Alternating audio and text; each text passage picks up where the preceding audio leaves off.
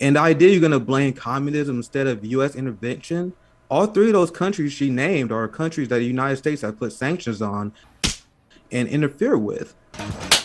When it comes from seeking regime change in Venezuela, sponsoring genocide in Yemen, cozying up with Saudi Arabia, funding and shielding the apartheid state of Israel, their hardline stance on Iran, and escalating with China, it's the same thing.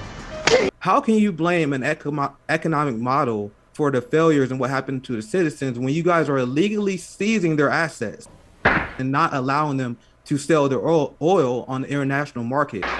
They think they have the right to ruin the lives of Venezuelans, for example, and other countries because they reject their capitalist imperialist political agenda.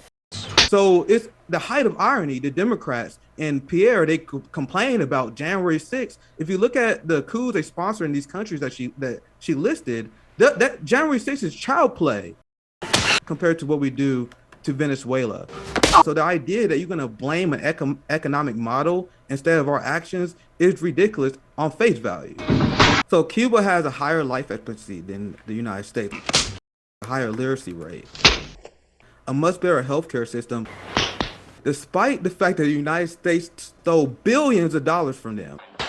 If you look at Skid Row, I am asking you, what is the excuse for the United States for the massive poverty, despite the fact that we have no country sanctioning us?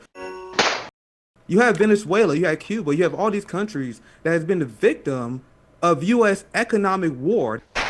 You guys locked out Venezuela from the international market and you blame their economic system?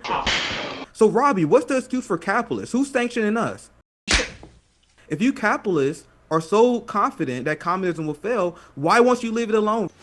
I want the uplifting of the global working class, and you guys rather destroy the global working class just so you guys can say zingers like communism never worked.